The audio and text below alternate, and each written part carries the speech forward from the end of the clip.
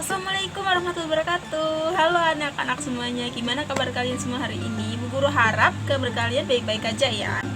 Dan ya, meskipun kalian tetap di rumah, kalian harus tetap mengikuti protokol kesehatan ya. Kalau ingin kemana-mana, kalian harus sering cuci tangan dan jangan lupa memakai masker.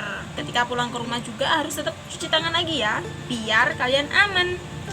Oke, pada pagi hari ini Ibu Guru akan menjelaskan mengenai buku tematik kelas 2, tema 7 mengenai kebersamaan. Perhatikan dengan baik-baik ya. Tujuan dari pembelajaran kali ini adalah yang pertama, dengan mendengarkan dongeng yang dibacakan Bu Guru, diharapkan siswa mampu memahami isi dongeng dengan baik. Yang kedua, dengan disajikan gambar suatu perilaku, diharapkan siswa dapat menentukan sikap terhadap sahabat atau teman. Yang ketiga, dengan mengamati gambar jam beker dan kentongan, diharapkan siswa mampu memahami panjang dan pendek suatu bunyi. Yang keempat, dengan mengamati gambar, diharapkan siswa mampu menentukan pecahan setengah, sepertiga, dan seperempat dengan tepat.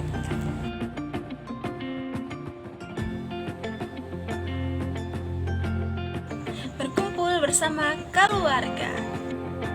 Pada hari Minggu malam, Siti berkumpul bersama seluruh anggota keluarganya. Ayah dan ibu Siti bercerita mengenai dongeng fabel. Nah, apa sih kira-kira dongeng fabel itu? Dongeng fabel itu adalah merupakan dongeng atau cerita yang pemerannya adalah hewan. Tokoh-tokoh utamanya merupakan hewan. Baiklah, sekarang Bu Guru akan menceritakan salah satu dongeng fabel yang berjudul Si Kancil dan Cicak Badung. Bu Guru harap kalian mendengarkan dengan baik-baik ya. Dengarkan dengan teliti. Oke.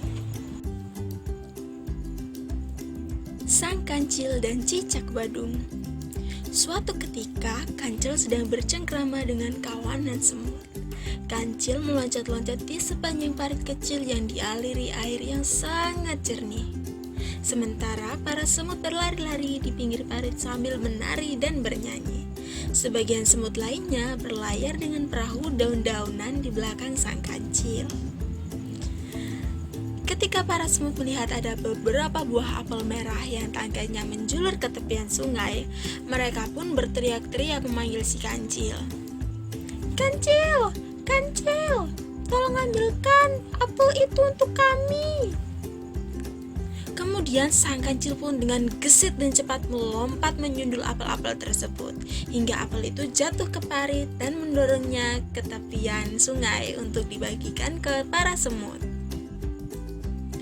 Kemudian para semut tersebut merumbungi apel-apel itu dan mulai memotongnya menjadi potongan-potongan kecil. Sebagian apel itu dipanggul, sebagian lagi diangkut ke atas perahu daun-daunan. Semut dan kancil yang tadinya bermain dengan gembira, mereka pun berhenti sejenak setelah menemukan tempat yang nyaman untuk beristirahat sambil menikmati buah apel yang dipetik si kancil. Namun ketika para semut sedang berpesta apel dengan si kancil, tiba-tiba muncul binatang melata yang merayap dengan sangat cepat menghampiri mereka berdua.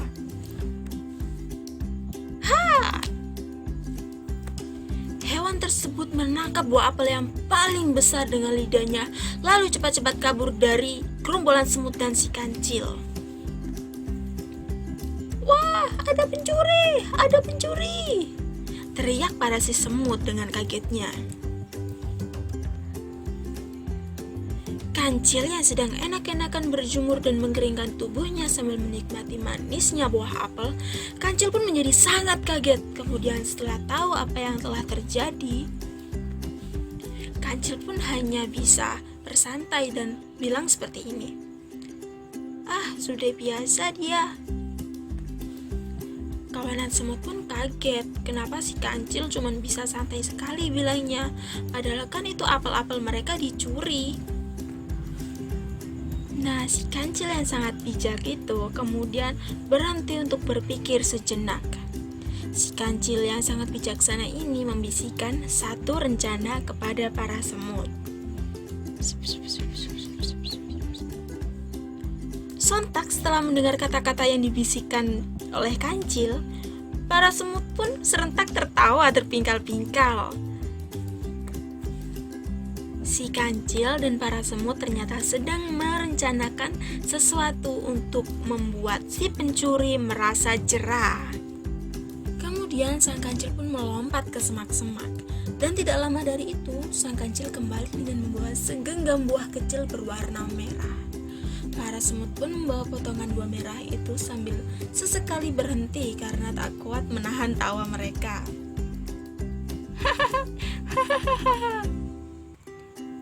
Sudah diam, kamu jangan banyak tertawa, ayo cepetan, jawab salah satu dari gerombolan semut tersebut. Rupanya para semut menganggap rencana mereka itu benar-benar sangat lucu. Tidak lama kemudian, pesta pun dimulai lagi. Para semut kembali memakan apel yang telah dipotong kecil-kecil, kemudian buah merah pemberian sang kancil sengaja diletakkan di pinggiran sungai dan tidak dijaga oleh gerombolan semut. Mereka semua menikmati pesta tersebut sambil tertawa tertibi, bergandengan tangan, menari-nari sambil sesekali melirik ketumpukan buah merah tersebut. Ada juga yang menyanyi dengan syair lagu yang sangat lucu. Buah merah, oh buah merah, enak sekali. Jangan lupa ya kawan, yang paling manis taruh di pinggir, buat dimakan nanti. Shalalalalala. Nyanyian salah satu dari gerombolan semut tersebut.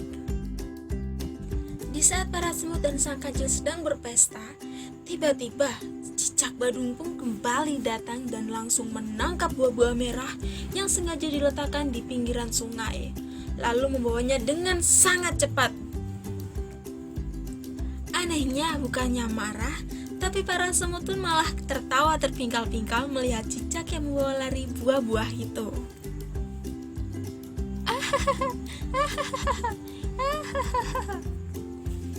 Cicak yang tengah berlari sangat cepat itu pun jadinya bertanya-tanya, mengapa para semut tertawa terbahak-bahak?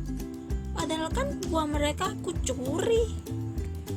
Tanya cicak badung dengan keheranan. Kemudian cicak badung pun mencicipi buah merah tersebut.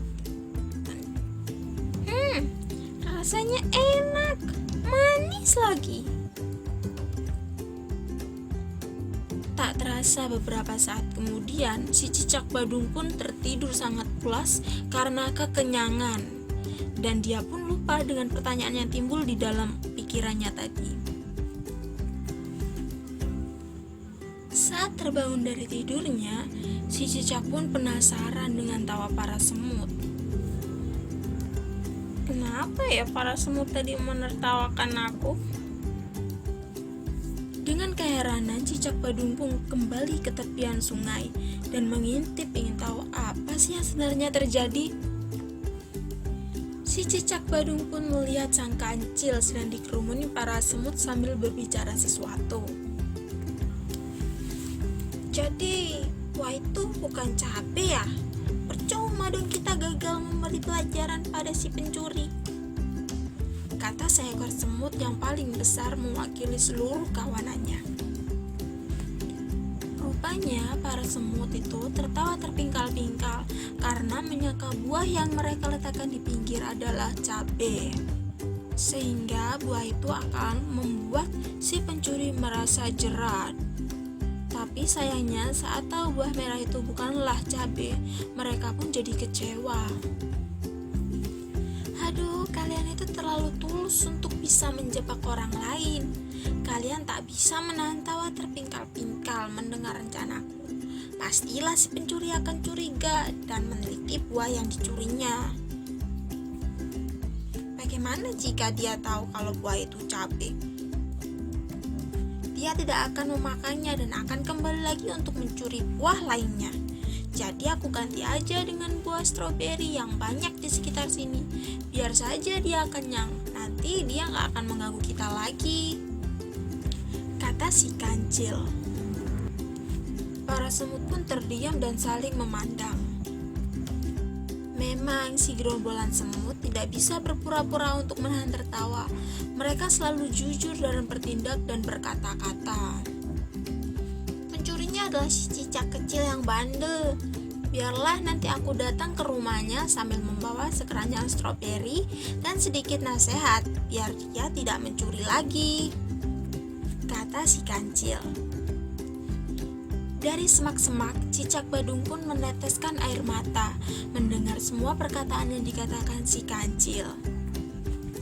Rupanya, kenapa si sang kancil kok mengganti buah cabai dengan buah merah stroberi? Alasannya adalah karena para semut tidak bisa menahan tawa mereka, tetapi juga karena si kancil sayang pada cicak. Cicak badung pun merasa sangat bersalah sekali dengan perbuatan yang dia lakukan. Singkat cerita, si cicak badung pun meminta maaf kepada kawanan semut dan juga kancil atas perbuatan buruk yang dia lakukan kepada mereka semua. Tamat. Gimana, seru bukan cerita yang Bu Guru ceritakan tadi? Nah, di dalam cerita tersebut ada beberapa tokoh yang sering sekali muncul namanya. Yang pertama ada si kancil. Si kancil ini memiliki watak bijaksana, cerdik, baik hati, penyayang, dan juga suka menolong. Yang kedua ada si semut dan gerombolannya. Para semut ini memiliki watak suka bekerja sama dan tidak bisa berbohong ataupun bersandiwara. Buktinya saja tadi si kancil saat memberitahu rencananya ke para semut, mereka malah tertawa terbahak-bahak. Dan yang ketiga ada si cicak badung. Si cicak badung ini memiliki watak suka mencuri dan tidak mau bekerja sama. Dan cicak badung ini sangat licik sekali. Coba sekarang kalian perhatikan gambar di bawah ini ya. Coba kalian sebutkan mana perilaku yang menggambarkan kerukunan dan mana perilaku yang tidak menggambarkan kerukunan. Di rumah Siti terdapat jam beker. Jam tersebut digunakan sebagai alat bantu untuk bangun di pagi hari. Jam beker ini memiliki bunyi panjang. Nah, coba sekarang kalian bandingkan bunyi panjang dan pendek. Yang pertama ada jam beker. Jam beker ini memiliki bunyi yang sangat panjang. Contohnya seperti ini. Yang kedua ada kentongan. Kentongan ini memiliki bunyi pendek dan keras. Contohnya seperti ini. Nah, sekarang kalau kita bandingkan bunyi antara jam beker dan bunyi kentongan, jam beker memiliki bunyi yang sangat panjang dibandingkan dengan kentongan yang memiliki bunyi pendek. Nah, sekarang kita akan bernyanyi bersama. Pada pagi hari ini kita akan menyanyikan lagu yang berjudul Ayamku ciptaan Ate Mahmud. Kalian ikuti dengan semangat ya. Kok, kok, kok, kok, lihatlah ayamku berkeliaran di halaman rumah, induk ayam dan anaknya. Kok, kok, kok, kok, mencari makan.